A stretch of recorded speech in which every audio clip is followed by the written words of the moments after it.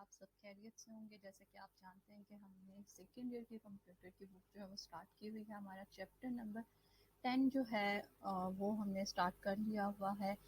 कुछ लेक्चर्स जो हैं वो मैं डिलीवर कर चुकी हूँ और आज जो है आज का जो मोस्ट इम्पॉर्टेंट पूछा जाने वाला क्वेश्चन है, प्रोग्राम कैसे लिखें, हमें कैसे पता चलेगा कि इसमें ये लिखना है ये लिखना है। तो आज के इस लेक्चर में मैं आपको बहुत ईजी वे में बताने वाली हूँ और आपने बहुत ध्यान से जो है वो हर बात को समझना है। जितना भी हमने पहले सब कुछ पढ़ा है, रीड किया है, वो सब कुछ वो इस प्रोग्राम से ही रिलेटेड था कि हमारे पास प्री प्रोसेसर डायरेक्टिव्स क्या होती हैं, हमने पढ़ा हेडर फाइल्स क्या होती हैं, ठीक है, मेन फंक्शन के बारे में पढ़ा, फिर बॉडी जो है फंक्शन की बॉडी के बारे में पढ़ा, प्रोग्राम की बॉडी के बारे में हमने स्केप सीक्वेंसेस जो है वो अभी देखेंगे। उसके बाद हमने फॉर्मेट स्पेसिफायर क्या है, प्रिंट एफ का फंक्शन क्या है, इनपुट क्या है, आउटपुट क्या है।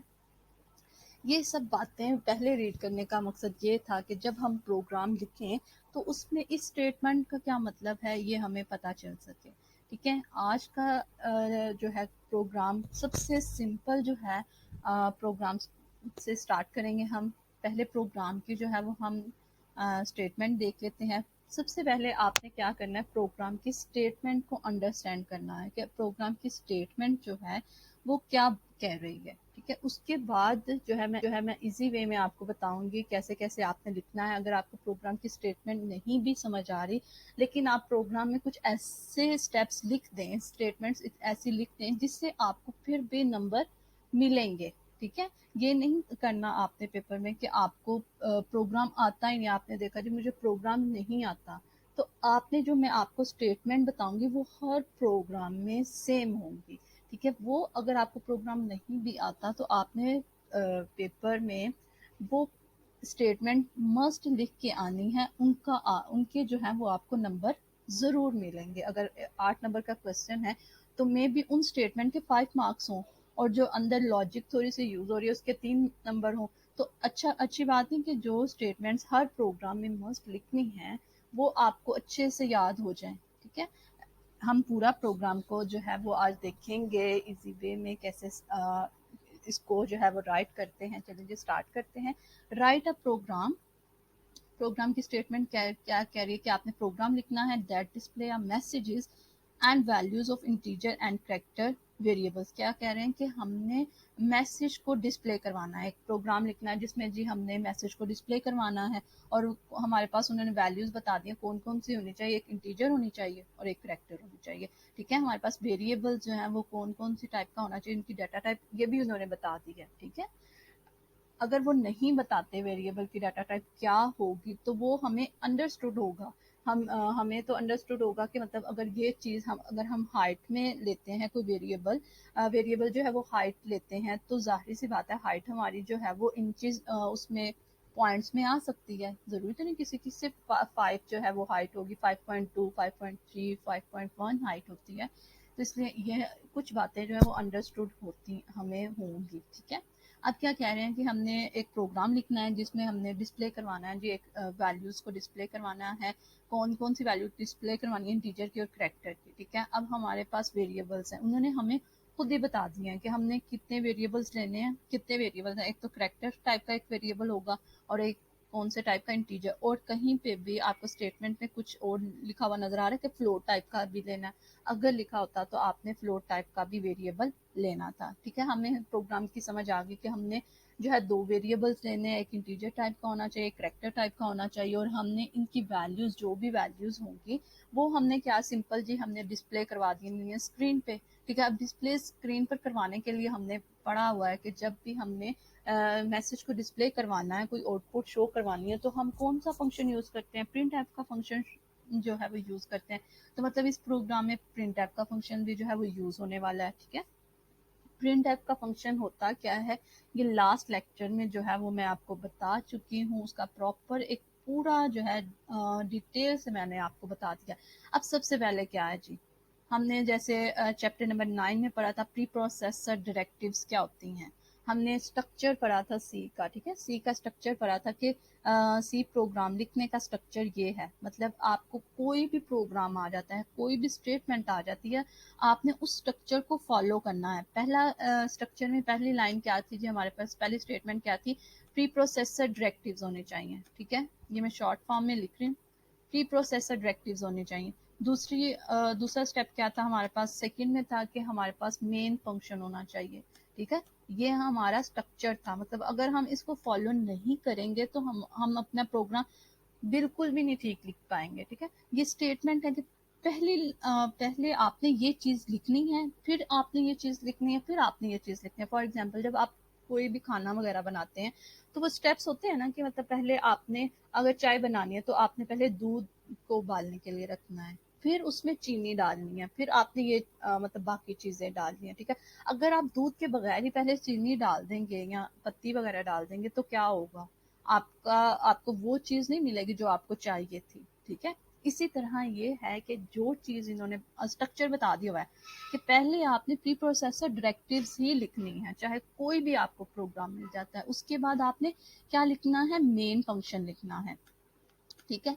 मेन फंक्शन के बाद थर्ड हमारे पास क्या आती है, बॉडी, प्रोग्राम की बॉडी आती है, ठीक है।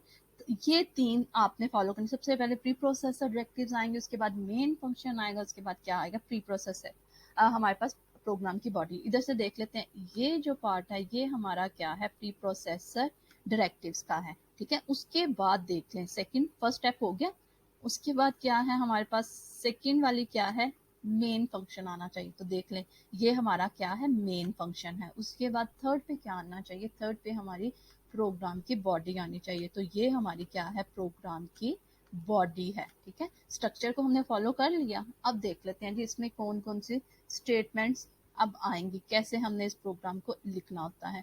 हमने प्री प्रोसेसर डायरेक्टिव्स जो हैं वो देखी थी, हमारे पास प्री प्रोसेसर डायरेक्टिव्स क्या होती हैं, किस लिए यूज़ की जाती हैं, इस पे भी जो है वो लेक्चर दे दिया है, आप वो लेक्चर को देख सकते हैं, ठीक है। पहले वो लेक्चर्स, पहले आप स्टार्टिंग से जो है वो अगर आप स्टार्ट करेंगे ना इसको, तो आपको बहुत अच्छे से समझ आएगी ये क्या चीज़ थी, ये क्या चीज़ है।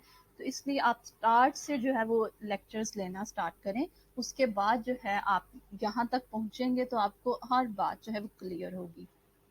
अब देख लेते हैं जी, हमें पता है प्री प्रोसेसर डायरेक्टिव्स हमारे पास ये इसको कहते हैं, हमारी प्री हैश इंक्लूड, हमारे पास टू टाइप्स की प्री प्रोसेसर डायरेक्टिव्स थी, हैश इंक्लूड और हैश डिफाइन थी।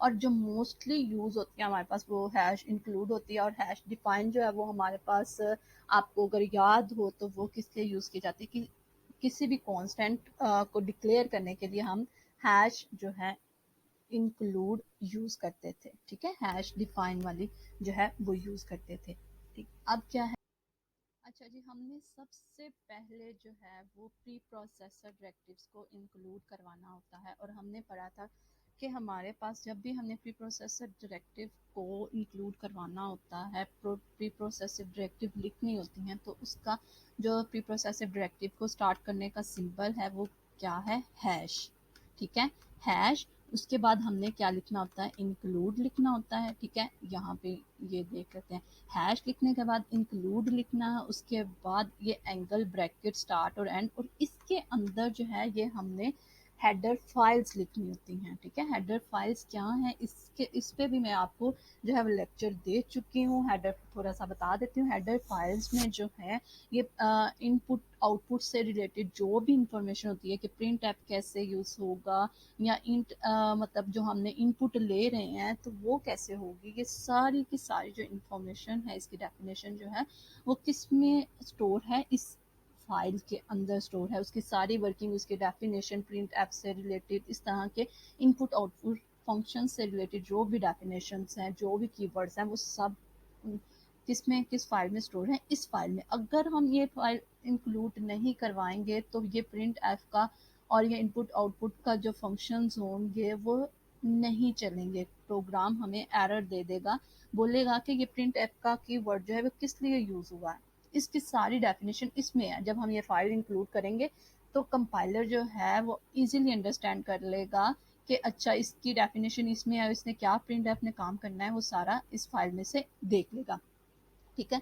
ये stdio, इसकी स्पेलिंग भी आपने यही स्टूडियो जो stdio.h है, इस फाइल का नेम भी आपने इसको इसी तरह याद करना है। ठीक है, जैसे रट्टा मारना है ना जो, ये आपने इसको एज इट इज़ याद करना है। ठीक है, दूसरी हमारे पास कौन सी जी प्री प्रोसेसर डायरेक्टिव है हैश इंक्लूड, और इसमें कौन सी हेडर फाइल यूज इंक्लूड करवा रहे हैं हम, कोनियो डॉट एच। ये भी हमारी जो है कंसोल इनपुट आउटपुट कि जो भी हमारे पास डेफिनेशंस हैं, ठीक है, गेट सी एच ई, ठीक है, क्लियर स्क्रीन, इस तरह के जो भी हमारी सारी इनपुट आउटपुट से रिलेटेड फंक्शंस हैं वो सारे के सारे किन इन दो फाइल इन फाइल्स में स्टोर कर दिए गए हैं। उनकी सारी डेफिनेशन, वो किस लिए काम होते हैं, काम आते हैं, कि हमने उनको किस तरह यूज़ करना है, वो सब कुछ इसमें लिख दिया जा चुका है। इसलिए इन दोनों फाइल्स को इंक्लूड करवाना मस्ट होता है। और भी हमारी जो है वो ये हेडर्स फाइल्स होती हैं, एक मैथ की भी होती है, मैथ डॉट पेज। जब हम कोई भी फंक्शन यहाँ पे कोई फार्मूला यूज़ करते हैं तो उस हेडर फाइल को भी हमने यहाँ पे इंक्लूड करवाना होता है। मोस्टली जो है वो ये two files header files use होनी होती हैं। आपने जो है ये हेडर फाइल्स और ये प्री प्रोसेसर डायरेक्टिव जो है, ये दो लाइंस को अच्छे से याद करना है, क्योंकि ये दो लाइंस जो हैं वो आपके हर प्रोग्राम में आएंगी। उसके बाद क्या है, वाइड मेन। ठीक है, उसके बाद मेन, ये फर्स्ट स्टेप था, ये सेकेंड स्टेप है वाइड मेन। ये क्या है, मेन फंक्शन है। ठीक है, हमारा जब भी प्रोग्राम स्टार्ट होता है ना, जब भी उसने कंपाइलेशन स्टार्ट करनी होती है तो वो यहाँ से स्टार्ट करता है। ठीक है, यहाँ से कर्सर जो है हमारी एग्जीक्यूशन जो है, कंपाइलेशन जो है वो यहाँ से स्टार्ट होती है। ठीक है, वाइड मेन, ये मतलब ये वाली चीज़ें जो है ये आपने एज इट इज़ लिखनी है। ठीक है, ये आपने अच्छे से इनको याद कर लेना है पहले। हैश इंक्लूड, और स्पेलिंग की मिस्टेक नहीं करनी, यही स्पेलिंग्स आपने इस्तेमाल करने हैं। ठीक है, यही स्पेलिंग आपने लिखने हैं। ये नहीं करना कि स्टूडियो के आपने stdio, अच्छा इसके तो मैं ये लिख लूँ, नहीं, आपने जैसे ये लिखा हुआ है stdio आप डॉट एच, आपने इसी तरह एज इट इज़ इसको लिखना है। उसके बाद वाइड मेन लिखना है। ठीक है, वॉइड क्या शो करवाता है कि इस जो प्रोग्राम है हमारा, इसने कोई भी वैल्यू रिटर्न नहीं करनी। ठीक है, इसने कोई भी वैल्यू रिटर्न नहीं करनी, इसलिए हम क्या यूज़ करते हैं, वाइड। अगर फॉर एग्जांपल इस प्रोग्राम ने इंटीजर टाइप की वैल्यू रिटर्न करनी होती तो यहाँ पे हम कौन सी डाटा टाइप लिखते, इंटीजर। ठीक है, इंट लिख देते। वाइड भी एक डाटा टाइप है। वाइड डाटा टाइप क्या करती है, ये शो करवाती है कि जो भी प्रोग्राम है इसने कुछ भी रिटर्न नहीं करना। ठीक है, उसके बाद आपकी ये ब्रैकेट स्टार्ट होंगी, यहाँ पे ब्रैकेट क्लोज होगी। आपने ये नहीं करना कि ब्रैकेट तो स्टार्ट कर दी लेकिन उसको क्लोज करना ही आप भूल गए। आपने स्टार्टिंग और एंडिंग इसकी ब्रैकेट्स की करनी है। उसके बाद देख लेते हैं हम प्रोग्राम की बॉडी के अंदर आ जाते हैं। अब इधर ने क्या बोला हुआ था कि हमने वैल्यूज किसकी लेनी है, कितने वेरिएबल्स हैं हमारे पास, टू। एक क्या है, इंटीजर टाइप का वेरिएबल और एक करैक्टर टाइप का वेरिएबल। ठीक है, इंटीजर टाइप का वेरिएबल कैसे, इंट लिखेंगे, मतलब ये इंटीजर टाइप का हमने कोई वेरिएबल लेना है। और यहाँ पे जो n लिखा हुआ है, ज़रूरी नहीं, ये क्या है, हमारे पास वेरिएबल का नेम है। आप यहाँ पे n की जगह कोई भी वेरिएबल का नेम ले सकते हैं। ठीक है, ज़रूरी नहीं कि यहाँ पे अगर n लिखा हुआ है तो आपने भी n ही लेना है। आप यहाँ पे वेरिएबल, कोई भी वेरिएबल का नेम ले सकते हैं, a ले सकते हैं, b ले सकते हैं, या वेरिएबल आप चाहते हैं कि अच्छा ये इंट है तो आप एक जो है एक लंबा नेम भी रख सकते हैं, वेरिएबल 1 लिख सकते हैं। ठीक है, इस तरह आप कोई भी वेरिएबल का नेम लिख सकते हैं। ये आप पे डिपेंड करता है वेरिएबल का नेम कैसा होना चाहिए। ये भी इसके जो रूल्स हैं वो भी मैंने आपको डिफाइन कर दिए हैं। उसका भी एक प्रॉपर जो है वो लेक्चर है, वो भी आपने देखना है। ये नहीं है कि वेरिएबल का कोई जैसे मर्जी नेम उठा के तो आप रखते हैं। उनके भी रूल्स हैं कि वेरिएबल का नेम लिखना है तो उसके क्या रूल्स हैं, आपने उसको फॉलो करके लिखना होता है। ठीक है, यहाँ पर आप वेरिएबल का नेम अपने से कोई भी ले सकते हैं। उसके बाद असाइनमेंट ऑपरेटर, मतलब इक्वल का साइन, इसको हमने इस n को क्या वैल्यू असाइन कर दी, 10। ठीक है, एक वैल्यू हमने किसको दे दी, 10 इन n वेरिएबल को। ठीक है, हमने क्यों दी, क्योंकि इन्होंने कहा कि दो मैसेजेस, इंटीजर और कैरेक्टर टाइप का वेरिएबल लेना और उसका मैसेज जो है आपने शो करवाना है। और ज़रूरी नहीं है कि यहाँ पे आप 10 ही लें। ठीक है। आप अपने से कोई भी वैल्यू ले सकते हैं, ये आपको वैसे समझाने के लिए आपको एक प्रोग्राम बताया गया है। आप वेरिएबल का नेम भी कुछ रख सकते हैं और वैल्यू भी यहाँ आप अपनी मर्जी से ले सकते हैं। अगर आपको यहाँ प्रोग्राम में मेंशन नहीं की, अगर आपको यहाँ पे इंटीजर 10 लिखा हुआ मिलता कि स्टेटमेंट में कि इंटीजर की वैल्यू जो वो 10 ही लेनी है, तब आपने यहाँ 10 ही लेनी थी, ठीक है। अदरवाइज अगर यहाँ पे आपको कोई वैल्यू नहीं बताई तो आप कोई भी वैल्यू ले सकते हैं। और इस स्टेटमेंट के लास्ट पे सेमी कॉलन मस्ट लगाना है, ठीक है। मैंने आपको ये पहले बात बताई थी कि सी लैंग्वेज में जो है हर स्टेटमेंट के लास्ट पे सेमी कॉलन मस्ट आता है, सिर्फ दो चीज़ों पे नहीं आता। ना तो प्री प्रोसेसर डायरेक्टिव के लास्ट पे सेमी कॉलन आता है और ना ही मेन फंक्शन के लास्ट पे सेमी कॉलन आता है। आपके सेमी कॉलन जो है वो प्रोग्राम की बॉडी के अंदर जितनी भी स्टेटमेंट होगी, जितनी भी लाइंस होंगी, उनके लास्ट पे जो है वो सेमीकोलन आएगा। उसके बाद क्या है जी, करेक्टर वेरिएबल लेना है अब हमने। अब करेक्टर वेरिएबल की डाटा टाइप हमें पता है क्या क्या होती है, चार लिखना होता है। पूरा करेक्टर नहीं आपने लिख देना, उसकी डाटा टाइप क्या है, चार, CHAR, बस आपने इतने से स्पेलिंग लिखना है। और इंटीजर के सिर्फ इंट, INT, इंट लिखना है। इससे पता चल जाएगा कि हमारे पास n जो भी वेरिएबल है उसकी डाटा टाइप क्या है, इंटीजर है, ठीक है। अब हमने उन्होंने क्या कहा, सेकंड वेरिएबल कौन सा है, करेक्टर डाटा टाइप का, ठीक है, वेरिएबल लेना है। अब करेक्टर की जो हमारे पास डाटा टाइप है वो क्या है, चार है, CHAR, चार लेंगे। और CH यहाँ पे उन्होंने शॉर्ट फॉर्म में करेक्टर का लिख दिया कि एक करेक्टर हमने लेना है। अब आप जैसे हमने यहाँ पे कहा कि वेरिएबल का कोई भी नेम ले सकते हैं, आप यहाँ पे भी कोई सा भी नेम रख सकते हैं, ये आप पे डिपेंड करता है। आप अपने उस लिहाज से रखें जिस लिहाज से आपका प्रोग्राम है, कि आपको जब भी आप ये वेरिएबल को देखें तो आपको अंडरस्टूड हो कि अच्छा ये वेरिएबल मैंने इसलिए डिक्लेयर किया था, ठीक है। ये CH जो है वो करेक्टर को रिप्रेजेंट कर रहा है कि हमने कोई एक करेक्टर लेना है। ये वेरिएबल का क्या नेम रख दिया, CH। आप पूरा करेक्टर भी लिख सकते हो, CH शॉर्ट फॉर्म में भी लिख सकते हो, ठीक है। ये स्पेस है साथ में, आपने इंट एन साथ में नहीं लिख देना, ठीक है। आपने इस तरह इन, ये एन साथ में नहीं लिख देना, इसमें स्पेस है, आपने इंट और थोड़ी सी स्पेस देके फिर एन लिखना है और फिर सेमी कॉलन लिखना है, ठीक है। इस तरह आपने नहीं लिखना। इसमें क्या है जी, हमने करेक्टर टाइप का एक क्या लिया है, वेरिएबल लिया है। अब करेक्टर टाइप के वेरिएबल को हमने, आपने करेक्टर टाइप की डाटा टाइप्स देखी हो तो उसका भी एक लेक्चर है। मतलब ये सारा कुछ जो जो आपको एक्सप्लेन कर रही हूँ, ये सब कुछ पहले एक्सप्लेन कर चुकी हूँ। उसके बाद जब हम प्रोग्राम करते हैं तो इजी होता है। अब करेक्टर डाटा टाइप को जब भी हमने करेक्टर को शो करवाना होता है तो हमने ये सिंगल कोट्स में लिखना होता है, ठीक है। इंटीजर फ्लोट को नहीं लिखते हमने। करेक्टर को जब भी वैल्यू देनी होती है करेक्टर डाटा टाइप को, तो हमने किस में लिखनी होती है, ये सिंगल कोटेशन में, हमने ये सिंगल कोट्स में या कोटेशन में लिखना होता है। अब यहाँ पे सिंगल कोट्स के अंदर आप कुछ भी लिख दें, ठीक है, वो क्या कहलाएगा, हमारा करेक्टर कहलाएगा। आप 1 लिख देते हैं तो भी वो करेक्टर है। अगर आप यहाँ पे कोई ए लिख देते हैं तो भी ये हमारा करेक्टर है। अगर आप कोई स्पेशल सिंबल लगा देते हैं जैसे स्टैरिक है, तो ये भी हमारा क्या है, एक करेक्टर है। जो भी ये कोटेशन सिंगल कोटेशन के अंदर लिखेंगे वो क्या कहलाता है, करेक्टर कहलाता है। यहाँ पे आप करेक्टर भी अपनी मर्जी से ले सकते हैं, क्योंकि प्रोग्राम की स्टेटमेंट में उन्होंने आपको ये नहीं बताया कि आपने स्टैरिक ही लेना है, आप कुछ भी ले सकते हैं। उसके बाद आपने सेमी कॉलन मस्ट लगाना है, ठीक है। सेमी कॉलन आपने मस्ट लगाना है। अब उसके बाद थर्ड वाली देख लेते हैं स्टेटमेंट क्या है जी, CLR SCR। इसका क्या मतलब है, ये है क्लियर स्क्रीन।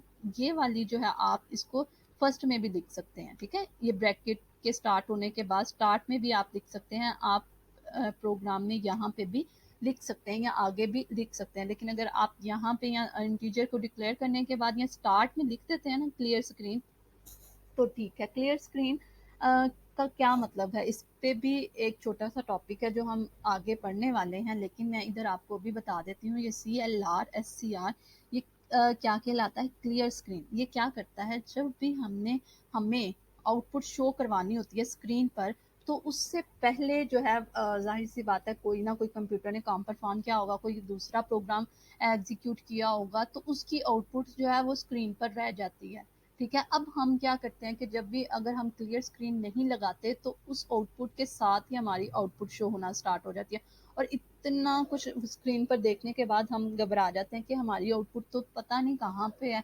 तो इसलिए क्लियर स्क्रीन का कीवर्ड इसलिए यूज़ करते हैं कि उस स्क्रीन पर पहले से जो कुछ भी लिखा हुआ है उसको क्या कर दो, क्लियर कर दो, उसको साफ कर दो और उसके बाद जो है वो हमारी आउटपुट शो करवाओ। ठीक है, क्लियर स्क्रीन का क्या मतलब है कि स्क्रीन के ऊपर पहले जो कुछ भी गार्बेज डाटा था, जो भी डाटा लिखा हुआ था, आउटपुट थी, उसको क्लीन कर दो, साफ कर दो और फिर हमें आउटपुट शो करवाना। ठीक है, और ये CLR SCR ये कीवर्ड भी आपने प्रोग्राम में मस्ट लिखना है। ठीक है, एक तो ये वाला मस्ट लिखना है, उसके बाद कौन सा CLR SCR आप यहाँ पे अगर लिख लेते हैं स्टार्टिंग में भी तो बेस्ट है। उसके बाद क्या है जी, प्रिंट एफ फंक्शन। ठीक है, प्रिंट एफ का फंक्शन जो है इस पे पूरा एक डिटेल टॉपिक है जो मैं आपको बता चुकी हूँ। इसमें क्या है जी, प्रिंट एफ में हमारे पास दो जो सिंटेक्स लिखने का था, पहले हमने क्या लिखना होता है, प्रिंट एफ लिखना होता है, उसके बाद हमारी ये ब्रैकेट स्टार्ट होंगी। ठीक है, उसके बाद हमने ये डबल कोटेशन में लगाने हैं, ये हमारी क्या कहलाती है, ये हमारी स्ट्रिंग फॉर्मेट कहलाती है। ठीक है, ये फॉर्मेट स्ट्रिंग है हमारी, और कोमा लगा के यहाँ पे डबल कोटेशन के बाद कोमा लगा के हमारी आर्ग्यूमेंट लिस्ट लिखी जाती है। और हमने देखा था कि हम विदाउट आर्ग्यूमेंट लिस्ट भी जो है वो प्रिंट एफ का फंक्शन यूज कर सकते हैं। और आर्ग्यूमेंट लिस्ट में हम जो है मल्टीपल आर्ग्यूमेंट लिस्ट भी यूज कर सकते हैं, सिंगल आर्ग्यूमेंट लिस्ट भी यूज कर सकते हैं। ये प्रिंट एफ के फंक्शन में आपको सब कुछ बता दिया गया है। यहाँ पे सिर्फ हमने क्या यूज किया हुआ है, फॉर्मेट स्ट्रिंग जो है वो यूज की हुई है। अब ये क्या है जी, हमने डबल, जब भी आपने प्रिंट एफ का फंक्शन स्टार्ट करना है, एक तो पहले ब्रैकेट स्टार्ट करनी है, ये छोटी ब्रैकेट्स के अंदर डबल कोटेशंस तो आपने मस्त लिखनी है। उसके बाद आप डबल कोटेशंस के अंदर जो कुछ भी लिखेंगे ना, टेक्स्ट की फॉर्म में या इंटीजर की फॉर्म में कुछ भी लिखते हैं ना, वो आपको स्क्रीन पर एज इट इज शो हुआ नजर आता है। अगर डबल कोटेशन में फॉर एग्जांपल मैं 100 लिख देती हूँ, 1000 लिख देती हूँ, तो स्क्रीन पर भी मुझे क्या नजर आ रहा होगा, 100,000 लिखा हुआ नजर आ रहा होगा। इन डबल कोटेशन में कुछ भी लिख दें, ये क्या कहलाता है, ये कांस्टेंट है, मतलब जो भी लिख दिया है हमने वो कांस्टेंट है, वो हमें वैसे ही एज इट इज स्क्रीन पर नजर आएगा। ठीक है, अब ये क्या है, इन्होंने सिर्फ क्या लिखा हुआ है, टेस्टिंग आउटपुट। हमें स्क्रीन पर क्या नजर आएगी, टेस्टिंग आउटपुट, और ये 3 डॉट्स जो हैं वो नजर आएंगे। देख लें, ये टेस्टिंग आउटपुट और 3 डॉट्स जो हैं वो हमें लिखे हुए नजर आ रहे हैं, इतना। ठीक है, ये वाला प्रिंट ऐप का फंक्शन ये काम करेगा। उसके बाद देख लें एक और प्रिंट ऐप का फंक्शन, कि हमने जो है, इन्होंने कहा था इंटीजर की वैल्यू भी शो करवानी है और आपने करेक्टर की वैल्यू भी शो करवानी है। अब इनको शो करवाने के लिए जाहिर सी बात है कि हमें प्रिंट ऐप का फंक्शन ही यूज करना पड़ेगा। अब प्रिंट ऐप का फंक्शन यूज किया हमने, प्रिंट ऐप, आप ये तीनों जो है वो एक लाइन में भी लिख सकते थे, लेकिन अभी फर्स्ट प्रोग्राम है तो इसलिए आपको ये डिफरेंट लाइन में लिखा हुआ बता रहे हैं। लेकिन जब हम आगे काम करेंगे तो वो हम सिर्फ एक ही लाइन में जो है वो इसको सब कुछ डिक्लेयर करेंगे। एक लाइन में भी मैं आपको डिक्लेयर करके बता दूंगी कि ये तीनों स्टेटमेंट एक लाइन में कैसे लिखी जाएंगी। अच्छा जी, अब हमें पता है कि हमने इंटीजर का जो वेरिएबल है वो उसको भी स्क्रीन पर शो करवाना है। तो स्क्रीन पर शो करवाने के लिए, डिस्प्ले मैसेज करने के लिए हम किसका यूज़ करते हैं, किस फंक्शन का यूज़ करते हैं, प्रिंट ऐप का फंक्शन का यूज़ करते हैं। हमने क्या लिखा जी, प्रिंट ऐप लिखा, उसी तरह उसका सिंटेक्स हमने डबल कोटेशन जो है, ये ब्रैकेट्स लगाए, उसके बाद डबल कोटेशन स्टार्ट और एंड की, उसके बाद ठीक है, ये सेमी कॉलन ही आप लगाना भूलना, ये लास्ट पे ज़रूर आता है। अच्छा जी, उसके बाद जो है ये देखिए, ये हमारी क्या है, कोमे के बाद आर्ग्यूमेंट लिस्ट है। अब इसके अंदर हमने कोई कांस्टेंट नहीं लिखा, जैसे यहाँ कांस्टेंट लिखी थी ना, टेस्टिंग आउटपुट, मतलब जो भी यहाँ लिखा हुआ मिलेगा आपको, वो ही आपको स्क्रीन पर शो होगा। लेकिन अब यहाँ पे क्या है, यहाँ पे हमने फॉर्मेट स्पेसिफायर यूज़ किया है। फॉर्मेट स्पेसिफायर पे भी जो है वो आपका एक पूरा लेक्चर है, वो भी आपने ध्यान से सुनना है कि वो किस लिए यूज़ होता है, आपको अच्छे से समझ आ जाएगी। अब फॉर्मेट स्पेसिफायर हमने डिफरेंट टाइप्स के पढ़े थे, इंटीजर टाइप का फॉर्मेट स्पेसिफायर है, उसके भी आगे से डिफरेंट टाइप्स हैं, फ्लोट टाइप का फॉर्मेट स्पेसिफायर की भी आगे से डिफरेंट टाइप्स हैं, कैरेक्टर की जो है फॉर्मेट स्पेसिफायर उसकी भी डिफरेंट टाइप्स हमने पढ़ी थी। अगर आप लास्ट वाला लेक्चर लेते हैं तो बेस्ट है, आपको अच्छे से और अच्छे से समझ आ जाएगी कि ये किस लिए यूज़ होता है। ठीक है, फॉर्मेट स्पेसिफायर किस लिए यूज़ होता है, कि ये वो बताता है कि जो वैल्यू प्रिंट होगी वो किस टाइप की है। ठीक है, फॉर्मेट स्पेसिफायर उसका फॉर्मेट क्या है। ठीक है, जो भी वैल्यू यहाँ प्रिंट होने वाली है स्क्रीन पर उसका फॉर्मेट क्या है। यहाँ पे फॉर्मेट स्पेसिफायर वो लिखते हैं जो आर्ग्यूमेंट लिस्ट में हमने वेरिएबल का नेम लिखा होता है। और आर्ग्यूमेंट लिस्ट को लिखने से पहले हमने यहाँ पे कोमा ज़रूर लगाना है। ये देखिए कोमा लिखा हुआ है ना, अगर आप ये कोमा नहीं लगाएंगे आपका क्या होगा, एरर आ जाएगा। आपने ये कोमा लगा के उसके बाद जो है आर्ग्यूमेंट लिस्ट लिखनी है। अब आर्ग्यूमेंट लिस्ट में हमने देखा था क्या हो सकता है, कांस्टेंट हो सकता है, कोई वेरिएबल का नेम हो सकता है, कोई एक्सप्रेशन भी हो सकता है। एक्सप्रेशन पता है ना क्या होता है, ए प्लस बी, इस तरह के जो भी होते हैं ये क्या कहलाते हैं, एक्सप्रेशन कहलाते हैं। ठीक है, अब ये क्या है जी, हमने यहाँ पे क्या हमने शो करवाना है, इन्होंने कहा कि इंटीजर जो है वेरिएबल उसको भी डिस्प्ले करवाना है। अब हमने इंटीजर टाइप का वेरिएबल सिर्फ हमने यहाँ पे डाटा टाइप नहीं लिखनी होती, सिर्फ वेरिएबल का नेम लिखना होता है। ठीक है, ये हमने ये वेरिएबल का नेम लिख दिया एन, जिसको हमने प्रिंट करवाना था। ठीक है, अब मैंने यहाँ पे एन लिखा। ठीक है, एन क्या शो कर रहा है, अब यहाँ पे एन क्या है, ये इसको प्रिंट करवाने के लिए हमने इसके प्रिंट एफ में फॉर्मेट स्ट्रिंग में हमने उसका फॉर्मेट स्पेसिफायर ज़रूर बताना होता है। फॉर्मेट स्पेसिफायर बताया ना, क्या क्या होता है कि हमने ये बताना होता है कि जो भी हमने स्क्रीन पर शो करवानी है वैल्यू वो किस टाइप की है। अब परसेंटेज डी जो है वो ये शो करवाता है कि ये जो भी वैल्यू प्रिंट होने वाली है वो कौन सी है, इंटीजर टाइप की है। ठीक है, फॉर्मेट स्पेसिफायर ये बताता है कि जो भी हमारी वैल्यू प्रिंट होने वाली है स्क्रीन पर उसका फॉर्मेट क्या है, वो किस टाइप में लिखी हुई है, वो फ्लोट टाइप में लिखी हुई है, या वो कैरेक्टर टाइप में लिखी हुई है, या फिर वो इंटीजर टाइप में लिखी हुई है। ठीक है, जब अगर हमारी डाटा टाइप इंटीजर टाइप में है तो उसका फॉर्मेट स्पेसिफायर क्या होता है, परसेंटेज डी। ठीक है, समझ आ गई। अब क्या है, हमने एन को प्रिंट करवाना था तो यहाँ पे हमने फॉर्मेट स्ट्रिंग में, ये है ना डबल कोटेशन के अंदर हमारी फॉर्मेट स्ट्रिंग लिखी जाती है, उसके अंदर हमने ये फॉर्मेट स्पेसिफायर मस्ट बताना होता है। अगर हम यहाँ परसेंटेज डी नहीं लिखेंगे कंपाइलर हमें एरर दे देगा। ठीक है, उसके बाद देख लें एन। अब ये वाली लाइन क्या करेगी कि एन की वैल्यू को स्क्रीन पर प्रिंट करवा देगी। अब एन की वैल्यू मेरे पास क्या है जी, 10 है। ठीक है, अब एन की वैल्यू जो है वो मेरे पास क्या है, 10। तो 10 जो है वो मेरे पास स्क्रीन पर लिखा हुआ नजर आ गया। ठीक है, देख लेते हैं नजर आ रहा है ना। अब थर्ड ये लास्ट वाली लाइन देख लेते हैं। अब क्या है जी, उन्होंने कहा करेक्टर वेरिएबल को भी आपने स्क्रीन पर प्रिंट करवाना है, डिस्प्ले करवाना है इसका मैसेज भी। अब क्या है, उसी तरह हमने प्रिंट ऐप का हमें पता चल गया कि जी हमने जो है करेक्टर को भी तो प्रिंट करवाना है, तो उसके लिए कौन सा फंक्शन यूज़ किया जाता है प्रिंट करवाने के लिए, स्क्रीन पर शो करवाने के लिए, मैसेज को डिस्प्ले करवाने के लिए कौन सा फंक्शन यूज़ किया जाता है, प्रिंट ऐप का। उसी तरह हमने प्रिंट ऐप लिखा, इसके स्पेलिंग यही होने चाहिए, चेंज आपने नहीं करने। उसके बाद हमने ब्रैकेट स्टार्ट की, डबल कोटेशन के अंदर हमने फॉर्मेट जो है स्पेसिफायर लिखना होता है। अगर फॉर एग्जांपल आप यहाँ पे कोई इंग्लिश भी साथ में लिख देते हैं, जैसे इंटीजर डाटा, ये इधर मैं ऐसे लिख देती, इंटीजर डाटा। ठीक है, इसमें डबल कोटेशन के अंदर इस तरह लिखती प्रिंट एफ, यहाँ पे क्या लिखा, यहाँ पे लिखा प्रिंट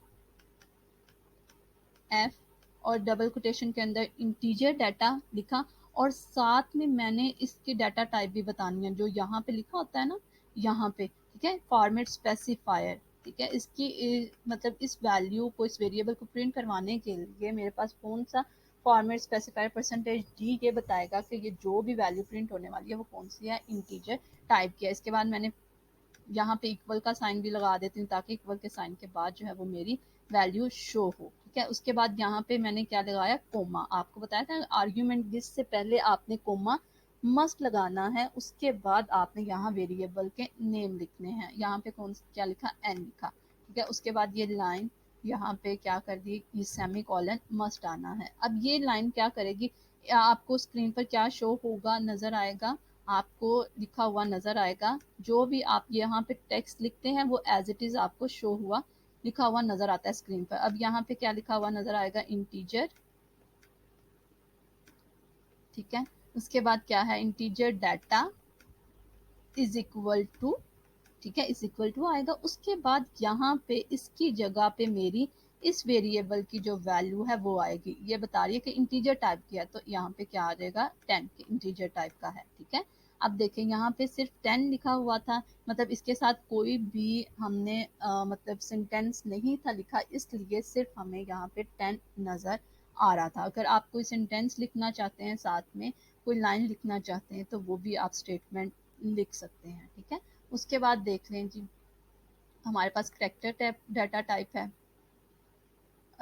हमने जी अब करेक्टर डाटा टाइप को भी जो है, करेक्टर वेरिएबल को भी जो है वो स्क्रीन पर शो करवाना है, डिस्प्ले करवाना है मैसेज। अब क्या करेंगे, प्रिंट एफ %c, ये हमारी फॉर्मेट स्ट्रिंग है, ये आपने डबल कोटेशन के अंदर लिखनी होती है, और ये आपने डबल कोटेशन मस्ट लगानी है, उसके बाद कोमा, उसके बाद आर्ग्यूमेंट लिस्ट लिखनी है। ठीक है, अब ये हमने करेक्टर टाइप का डाटा टाइप जो है वो प्रिंट करवाना है वेरिएबल।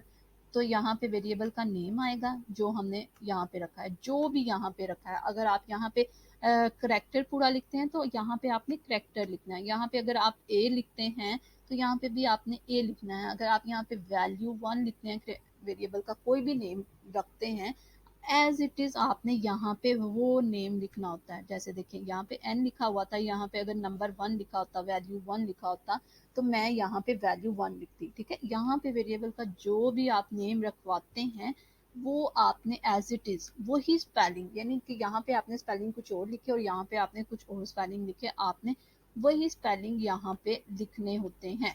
ठीक है, उसके बाद प्रिंट एफ था %c। अब ये %c क्या बता रहा है जी हमें, कि जो भी हमारा ये करेक्ट जो हमारा वेरिएबल है वो किस टाइप का है, करेक्टर टाइप का। ठीक है, हमने जो स्क्रीन पर प्रिंट करवाना है वो किस टाइप का है, उसका फॉर्मेट किस टाइप का है, करेक्टर टाइप का है। अब देखें, कोमे के बाद हमने ये इस वेरिएबल का नेम लिख दिया जो यहाँ पे था, और ये %c जो है ये बता रहा है कि जो भी हमारे पास वैल्यू प्रिंट होने वाली है वो किस टाइप की है, करेक्टर टाइप की है। ठीक है, करेक्टर डाटा टाइप के लिए जो फॉर्मेट स्पेसिफाइड यूज होता है वो कौन सा है, %c। %c से हमारे हमें क्या मिल जाएगा, यहाँ पे प्रिंट हुआ स्टैटिक। देख लें आपने 4 करेक्टर डाटा टाइप में जो है, 4 वेरिएबल में उसकी डाटा टाइप क्या है, करेक्टर है, उसमें आपने क्या रखवाया हुआ है, परसेंट ये स्टैटिक। ठीक है, उसके बाद देखते हैं लास्ट पे क्या है हमारा, गेट सी एच। ठीक है, गेट सी एच का फंक्शन भी जो है ये इनपुट के लिए यूज होता है। कोई भी हमने करेक्टर इनपुट करवाना है तो उसके लिए हम गेट सी एच का फंक्शन यूज करते हैं। ये फंक्शन गेट सी एच क्यों यूज किया जाता है, इस पे भी एक जो है आपका छोटा सा टॉपिक है जो नेक्स्ट हम पढ़ने वाले हैं। बट आप यहाँ पे इतनी सी बात याद कर लें कि जब भी हमें स्क्रीन पर आउटपुट शो होती है, उसके बाद हमने नेक्स्ट मतलब आउटपुट को मतलब शो नहीं करवाना, बाद में हमने भेजना है, तो हम क्या करते हैं, एनी की कोई प्रेस करते हैं। वो किसकी वजह से, गेट सी एच की वजह से। अगर हम कोई भी की प्रेस कर दें तो हमें आउटपुट उसके बाद नहीं मिलेगी। ठीक है, हमने देख ली एक दफ़ा आउटपुट, उसके बाद हम चाहते हैं कि हम दोबारा से अपने प्रोग्राम पे आ जाएं, तो हम क्या करते हैं, कोई भी करेक्टर को एंटर कर देते हैं कीबोर्ड से। तो वो किस वजह से होता है, ये गेट सी एच की वजह से होता है। ठीक है, ये आगे हम इसको और डिटेल में देख लेंगे। उसके बाद आपने क्या, ब्रैकेट को क्लोज कर देना है। ठीक है, अब इस पूरे प्रोग्राम में जो जो चीज़ें आपने हर प्रोग्राम में लिखनी है वो कौन कौन सी चीज़ें होंगी, सबसे पहले तो hash include stdio.h, hash include conio.h, wide main, bracket start होगी, उसके बाद CLR SCR क्लियर स्क्रीन आपने लिखनी है मस्ट, गेट सी एच लिखना है। अगर आप प्रिंट एफ का फंक्शन ऐसे लिख देते हैं, प्रिंट, ठीक है, प्रिंट ऐप का फंक्शन ऐसे लिख देते हैं यहाँ पे। ठीक है, उसके बाद सेमी कॉलन लगा देते हैं, तब भी आपको पेपर में इसका जो है वो 1 नंबर या 0.5 मार्क्स मिल सकते हैं, क्योंकि आपने वो फंक्शन लिखा है। अगर फॉर एग्जांपल आपको वो प्रोग्राम नहीं आता, तो अगर आप इतना कुछ भी लिख देते हैं, क्योंकि हर प्रोग्राम में ये चीज़ें तो सेम है ये hash include stdio conio dot H है, और ये इंक्लूड conio डॉट एच है, वाइड मेन है, CLR SCR ये भी आपने हर प्रोग्राम में मस्ट लिखना है। उसके बाद गेट सी एच ये भी आपने हर प्रोग्राम में लिखना है, और हर प्रोग्राम में जाहिर सी बात है कोई ना कोई तो हमने प्रिंट आउट करवाना ही है ना कोई डिस्प्ले तो मैसेज करवाना ही है ना। तो प्रिंट ऐप का भी अगर आप फंक्शन लिख देते हैं तब भी आपको मार्क्स मिल जाएंगे। ठीक है, अगर इस प्रोग्राम में किसी भी बात की समझ ना आई हो, आप मुझसे पूछ सकते हैं। दुआओं में याद रखिएगा। अल्लाह हाफिज़।